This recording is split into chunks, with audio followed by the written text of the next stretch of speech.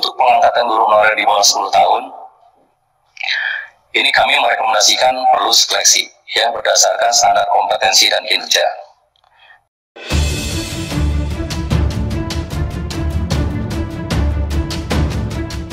Pemerintah dalam pendidikan SDM dan sedangkan guru selama ini belum dapat mungkin meningkatkan mutu pendidikan. Jadi perlu mengkaji ulang untuk perbaikan seluruh tata kelola guru ini, termasuk sistem sertifikasi yang berbasis merit, dan perlunya dikembangkan CPD ya untuk peningkatan mutu. Ini rekomendasi kita, rekomendasi kami. Perlunya dikembangkan CPD untuk peningkatan mutu kinerja guru ya, dan itu menjadi bagian integral dalam sistem sertifikasi. Jadi tidak sertifikasi lalu lepas tangan setelah itu. Nah, ini mengenai tes kompetensi guru honorer ya untuk persyaratan pengangkatan menjadi ASN. Kami sudah mencoba merumuskan jawaban yang bijaksana, Bu ya. Yang bijaksana dengan mempertimbangkan unsur profesional dan unsur sosial gitu ya. Jadi kalau kita hanya mempertimbangkan profesional mungkin ya udah semuanya harus dites, lulus tidak lulus. Tapi kalau sosial ya udah semuanya diangkat tanpa tes gitu ya, karena sosial. Tapi kelihatannya kami lebih merekomendasikan perpaduan antara keduanya, antara profesional dan sosial, walaupun mungkin ini belum ideal untuk mutu gitu ya. Nah, jadi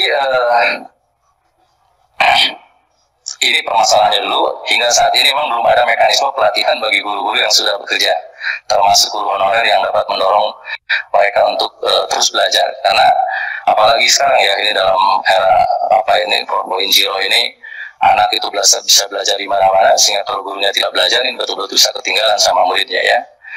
Nah, ini perlunya sistem pembinaan ini barangkali agar dapat bagaimana ya mengkondisikan, dari bahasa yang lebih kerasnya mungkin memaksa guru-guru ini untuk terus belajar ya dalam upaya peningkatan kompetensi dan kinerja mereka gitu ya.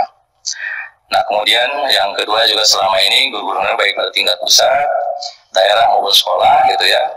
Nah, ini direkrut dengan mungkin tidak berdasar atas mutu dan kinerja, tapi lebih berdasar kepada keikhlasan, kemauan, kekerabatan, mungkin kenalan juga, karena kalau yang tidak mau gimana juga gitu ya. Nah, mereka diangkat hanya terjadi karena kekosongan guru ya, sebagai akibat dari kekurangan guru. Nah, kemudian pindah sekolah di kota juga dengan cara yang tidak merit, terus-terusan juga mungkin masih bisa terjadi gitu ya. Nah, oleh karena itu terhadap persoalan ini lanjut kami merekomendasikan seperti ini. Silakan nanti dipertimbangkan barangkali oleh Bapak Ibu Dewan. Untuk pengangkatan guru honorer di bawah 10 tahun, ini kami merekomendasikan perlu seleksi ya berdasarkan standar kompetensi dan kinerja. Ya, pertama langkah-langkahnya menentukan jumlah kebutuhan guru ya. Kemudian yang kedua menggunakan tes kompetensi guru sebagaimana yang dipersyaratkan oleh pemerintah ya untuk bisa memilih guru-guru honorer yang kompeten.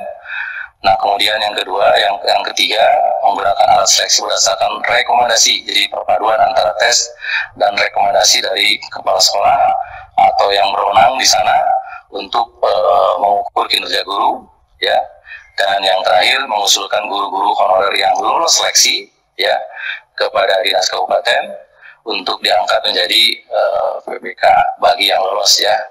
Tapi kalau bagi yang tidak lolos kan berarti ini bisa disalurkan menjadi tendik atau bagaimana cara tiga mungkin ya mereka mendapatkan kalau di tempat kerja yang lain tuh istilahnya mendapatkan pesangon yang mumpuni lah, yang cukup gitu kalau memang betul-betul tidak bisa diangkat. Nah, kemudian yang kedua bagi guru honorer yang telah mengabdi 10 tahun atau di atas, nah mungkin ini dasar seleksinya berdasarkan rekomendasi dari kepala sekolah, guru senior atau siapa yang berwenang di sana yang paling memenuhi syarat untuk diangkat menjadi PPK. Nah, sedangkan yang tidak memenuhi syarat sama juga ini ya, bisa dialihkan menjadi tenaga pendidikan atau diberhentikan dengan pesangon yang memadai. Jadi kalau yang muda-muda mungkin bisa lah tes gitu ya, supaya kita bisa menghasilkan guru-guru yang qualified. Karena untuk menjadi guru yang qualified itu ya di samping memang memiliki passion untuk jadi guru, saya kira mereka juga harus punya kapasitas intelektual ya untuk bisa mendampingi anak-anak sekolah belajar.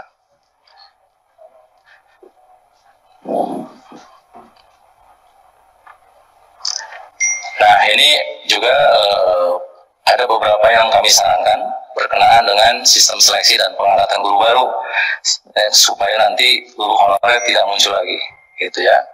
Yang pertama, pada tahap awal pengangkatan guru baru semuanya berstatus sebagai guru calon PPK barangkali ya, ini dengan ketentuan yang jelas mengenai gaji dan periode waktu pengabdiannya.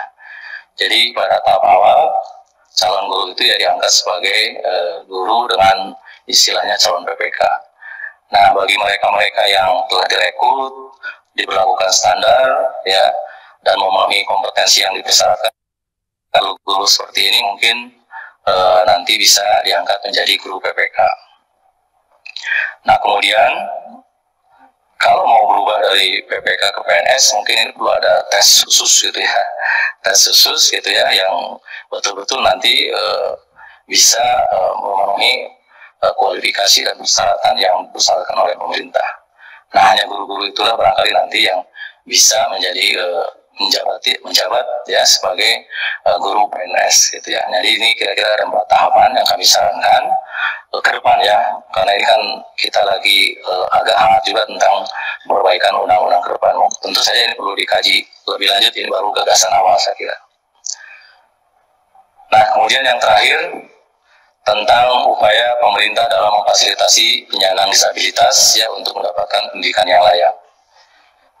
Jadi kami melihat pertama memang ini masih tugas berat katanya pemerintah yang masih perlu mendirikan sejumlah sekolah barangkali untuk memenuhi kebutuhan anak ABK ini. Kalau menurut data dari BPS ini bahwa 80% anak ABK ini belum mendapatkan layanan pendidikan yang baik.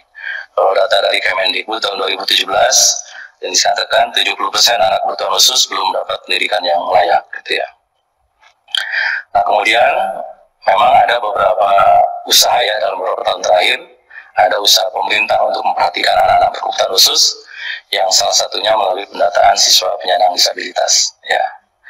Nah, kemudian ada juga peraturan menteri ya tentang pendidikan inklusif yang tentu ini masih menuai beberapa kritikan ya karena masih sangat umum, belum begitu rinci gitu ya. Nah, kemudian dalam Undang-Undang Nomor 23 juga tentang perlindungan anak yang juga menjamin hak anak untuk mendapatkan pendidikan luar biasa. Ini masih ada terminologi yang mungkin mengundang kritikan juga ya, karena di sana masih ada istilah anak penyandang cacat ya, dan tentu ini menjadi menuai kritikan juga dari sejumlah pihak juga. Nah, terhadap persoalan ini terakhir, nah kami berpendapat bahwa atau dengan persoalan tadi kami berpendapat bahwa layanan pendidikan bagi anak berkebutuhan khusus ini masih menghadapi tantangan yang cukup besar, masih menghadapi tantangan yang serius. Nah, untuk mengatasi persoalan ini, kami menyarankan pertama perlu dilakukan sistem pendataan yang akurat, ya tepat waktu dan dilakukan pada level mikro ya. Jadi memang ini tugas berat yang luar biasa. Karena kalau hanya di tingkat provinsi, kabupaten atau kecamatan tentu ini tidak akan, tapi harus ke betul-betul wilayah terkecil sehingga semuanya terdata. Kemudian yang kedua, untuk meningkatkan layanan bagi ABK tingkat berat, nah ini tingkat berat pemerintah atau pemerintah daerah perlu melakukan ya investasi yang cukup besar saya kira melalui pengembangan program pendidikan khusus melalui SLB dengan dukungan teknologi tentu saja dan keahlian yang memadai. Nah, sedangkan untuk keperluan layanan pendidikan ABK yang sedang atau ringan gitu ya, pemerintah ini perlu melakukan evaluasi dan review secara menyeluruh terhadap sekolah-sekolah atau pendidikan inklusi yang selama ini telah dilakukan.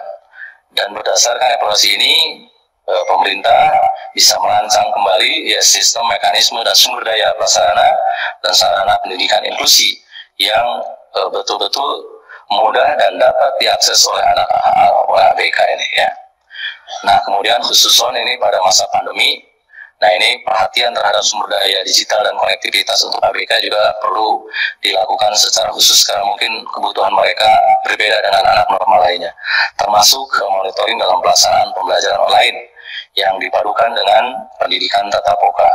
Jadi blended ini mungkin lebih memenuhi harapan daripada fully online gitu ya.